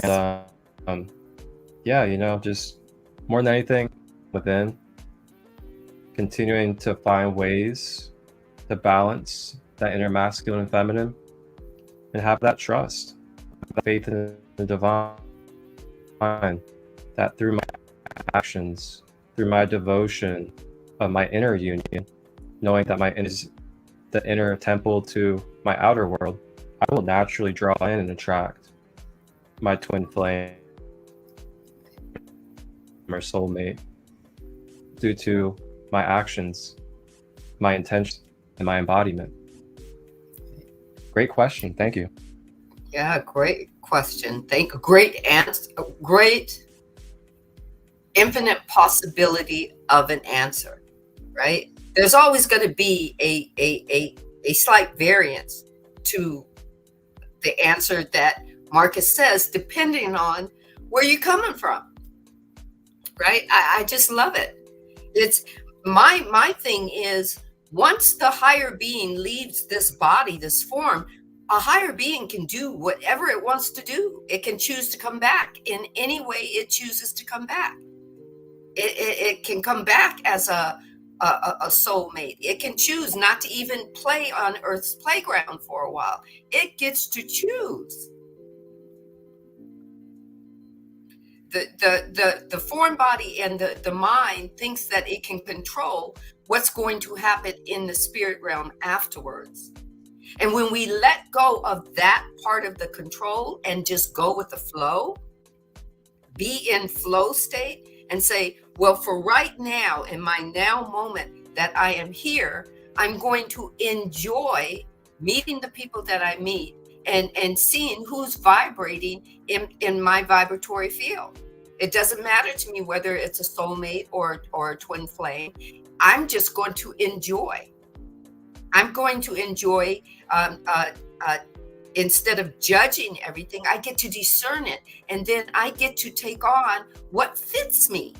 And if I go on one date with one person and that vibe, that, you know how you say, oh, that vibe didn't feel good, you get to take from that vibe that didn't feel good and go, oh, okay, let me try something else. He's not the one.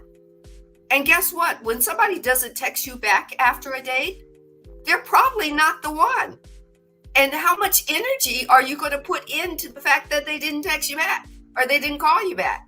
Go sit at the seat of your soul and go, I feel like that's not the one, right?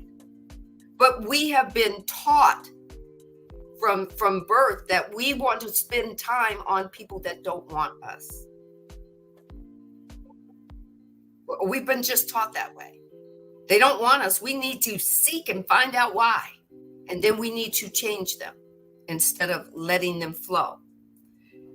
I love choose who chooses you if they are around for your highest and greatest good. Yes, right? Both of you should do audiobooks because your voices are soothing. Ah, yes. Do you know what? Faith, love. Thank you. I've been toying with that, but I got a lot going on right now. But I'm going to tell you, that's like the divine put that on my back burner, and it's the fact that you said that, it's on the back burner. You know, I love reading, so I do reading on Instagram. So when you see the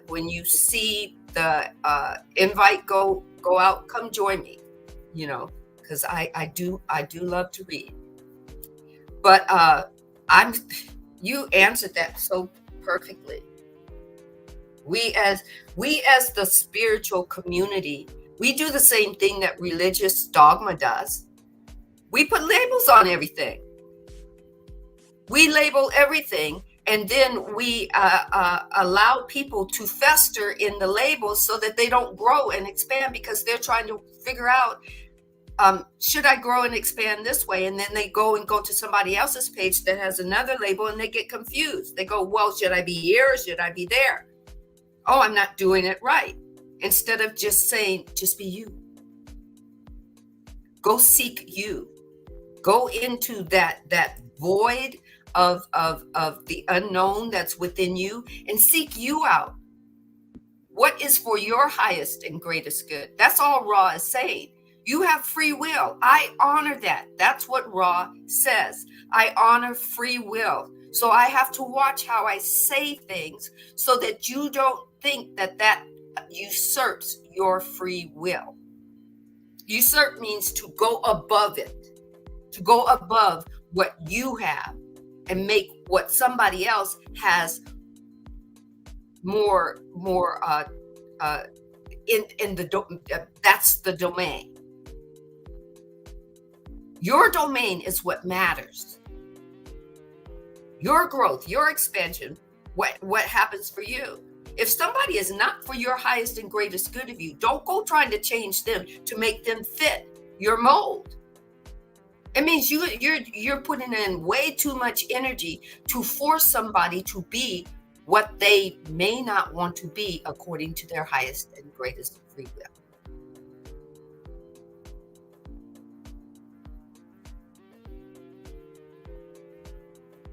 That's all Ra is saying. I can give you information, the questions that you may ask me, some of them I cannot expound on because that will go against the free will of humanity. And that will make them make a decision that might not be for their highest and greatest good. So you might want to ask people who have been to the future, well, tell me my future. Well, that's an infinite possibility of a future. And if they tell you that, then you're going to stop living in your now. You're going to want to try to do everything to make it that future. And then you are not going to be living in your now, in your unique, growing exponentially as your unique you. Take what resonates, leave what doesn't. Right?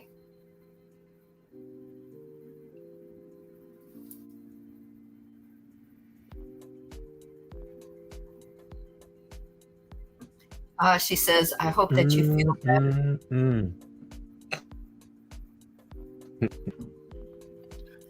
Oh, man. Says, I hope you feel better, Marcus.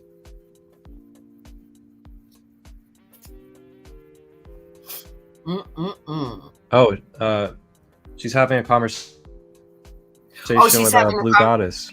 Oh, They're Blue having Goddess. A lovely conversation together. Okay. All right, I misunderstood. Keep having the conversation. You know. So, wow, we've done 2 hours and 20 minutes. Great to see you goddesses having a wonderful connection and chat in the comments. Kaya says, last thing I want to say about the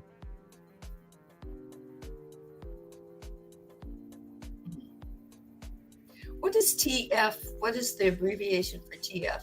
I think she's still she says, Kaya says, I've seen it a lot through the years with the TF/soulmate discussion. Oh, yeah. Twin flame. I got it. Yeah. Yeah. Absolutely. You know, those last thing I want conversations. to touch on. Go ahead. Yeah, I was gonna say, last thing I was gonna touch on with that is man. Yeah. Just be wary. Be wary of the propaganda. Be wary through your discernment of those that are trying to take advantage of others by using these slangs and these terms and these lingos. Be discerning. Allow yourself to really analyze and process the being that you're interacting with. That may be from the get-go as soon as they meet you. All because you're spiritual and they're spiritual, or you guys study esoteric knowledge together. All of a sudden they hop onto the bandwagon. You're my twin flame. As soon as they meet you and they have one spiritual interaction with you, it means you're their twin flame. Be careful of that. Be wary of that type of energy. Really be discerning. Observe the being. You know, are they just jumping from an unhealed place into a codependency? Are they just throwing things out there to grab on? And then watch your own self too if you find yourself jumping to conclusions like that. You know, we may find someone on Instagram. Wow, look at their profile. They do all these spiritual things that I do. That must mean they're my soulmate or my twin flame. Well, honey, I got to tell you, there's millions of spiritual people on this planet. There's millions of people that like to study knowledge. Just because someone's spiritual and just because someone studies knowledge does not mean they're your direct partner for you. So please don't allow those to be excuses for just jumping to a conclusion like that without really sitting with yourself, really discerning the connection, discerning where you're at, discerning what you're picking up from the other person.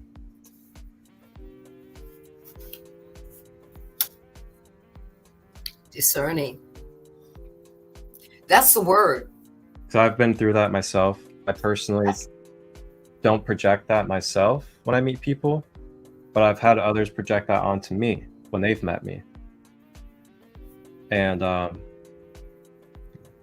yeah, just be cautious of that, because also what can tend to happen is either from ourselves or the other person, we could just be like, oh, they're our twin flame, they're our soulmate, I found them.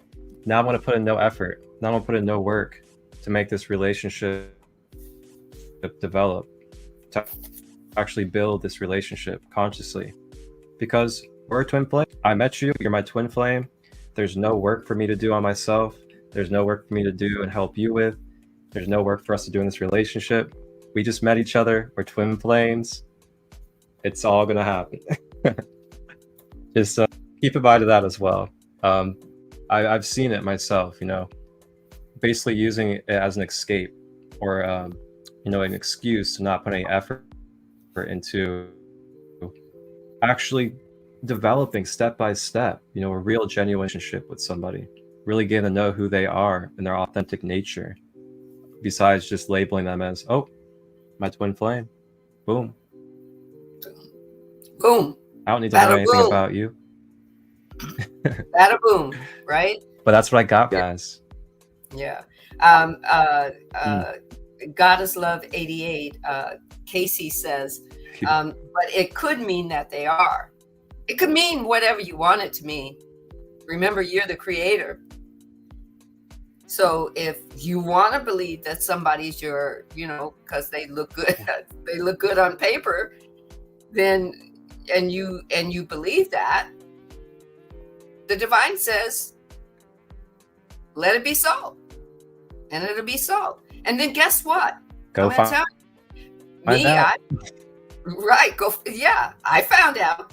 It took me a couple of months to recover from that shit. That's what that was for me. But that was also an opening for me to find out how closed off my heart chakra was. So everything, you know, it was a spiritual. I had to do the spiritual work. I had to go inward and ask myself some embodying questions, and some of that shit hurt because I assumed I always, as a kid, I loved love at first sight, and love at first sight, or spiritual, or soulmates, or twin flames. There's nothing wrong with them, but if you're not doing the discernment, if you're not doing the focus, if you're not really sitting with yourself and going beyond the wanting, or beyond the being told that, oh, that person's your soulmate. They did a card reading and they said, and they actually named the person, right?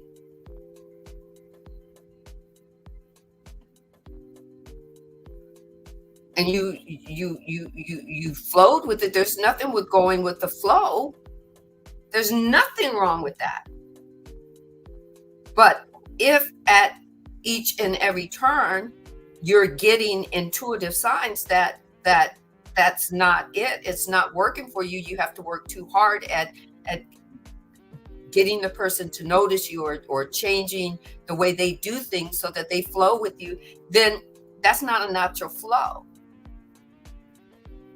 But it doesn't mean that other person has to go sit at their seat. That means that you have to sit at yours, because you can't make them go sit at their seat and acknowledge that, that's why the labels can hinder you as well as they can open you up. It just depends on where you're at when you're acknowledging those labels. But it's no different than being of the world with the labels that you hate so much from religion or political affiliations or schools or whatever, in any area of your life. It's meaning that when you have a spiritual awakening, it's just you coming into acknowledging that there is that triune part of you, that part of you that came from the divine, that you are going to have a personal relationship, that it's moving, that the divine is moving in, through, and as you, and you're aware of it now. That's the only spiritual difference than being of the world. You're aware of your growth and expansion as you see it from body and mind. But now you're aware of being triune. That all of these can be a possibility in working in your life for your highest and greatest good. Or not. Or not. Take what resonates, leave what doesn't. You don't have to call yourself spiritual, because guess what? That's another fucking label. You can just call yourself I am. I am that. I am. And then go have some fucking fun. Not just fun, but that's my adjective. Go have some fucking fun.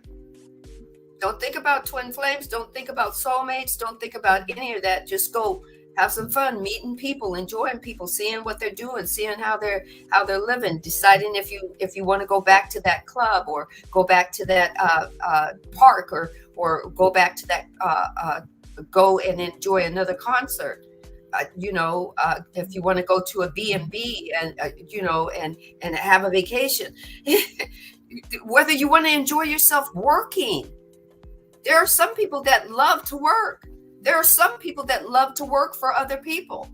There are some people that don't want to have their own business. There are some people that want to learn how to use the law of attraction in their everyday job, in their everyday life, to grow and expand. There are some people that don't want to have a label. They just want to be.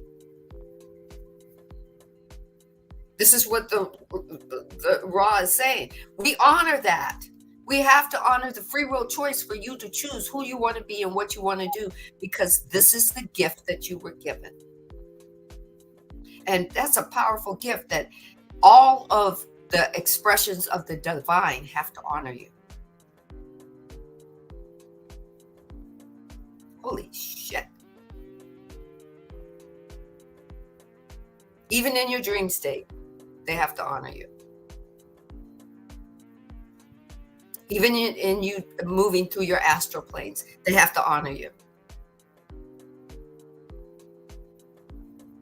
So if you are being bombarded by an alien that's when you do your dream walking, and they're beating you up in that state of being, it's only because you gave them permission. You gave them permission because you gave energy to it. You have the opt-out clause that you can push that energy button and say, nope, you can't come in through the fourth density that way. You can't come in through that earth grid that way. I know that's how you come in, but the divine being told me that you can't come in that way. I'm not letting you in that way. You have to honor me. So you get to say that before you go to sleep. Honor me in sleep. I want to go play in a couple of realms, but I ain't playing with you. You could tell higher beings that want to play and don't want to honor your free will.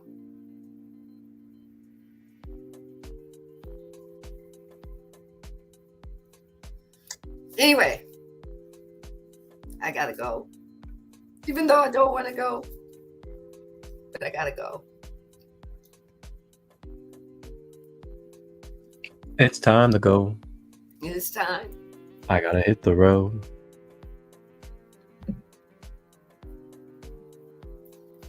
I gotta 333. go. Yes. Ooh. 1, 2, 3, 3. Right here. And an extra 3 on there. 1, 2, 3. Juicy 3. stuff. Yeah. Juicy stuff. I love you, Kaya. I love you. I love everybody that came in this room. The divine loves you.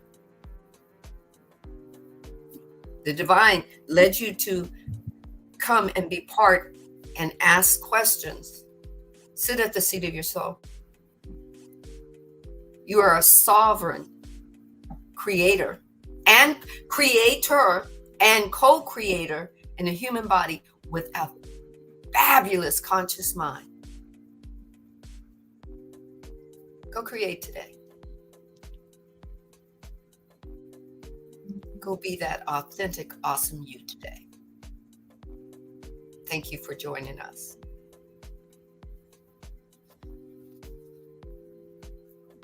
What a beautiful episode. And to close out, I just want to give you guys also the reminder that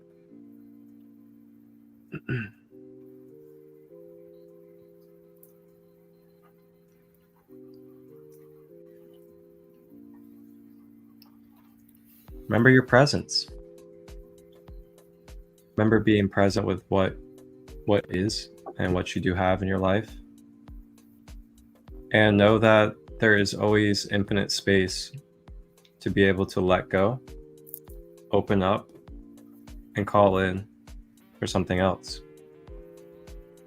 And then last thing is also really basic, fundamental of the law of attraction.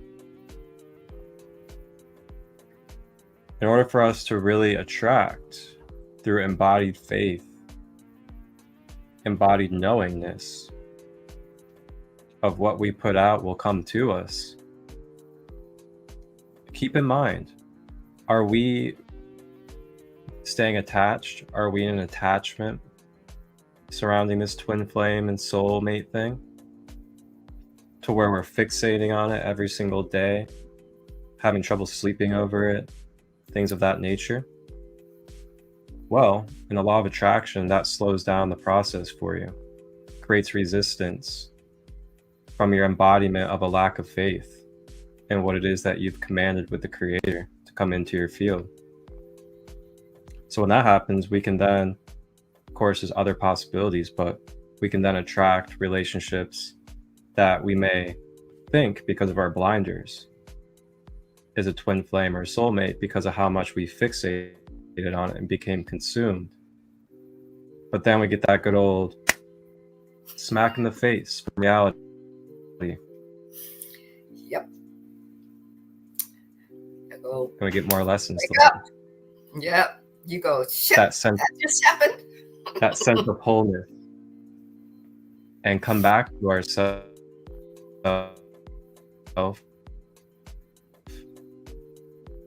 Kind of start back over with our mindset of where we're. So keep in mind of that. Are we attached and consumed about attracting this soulmate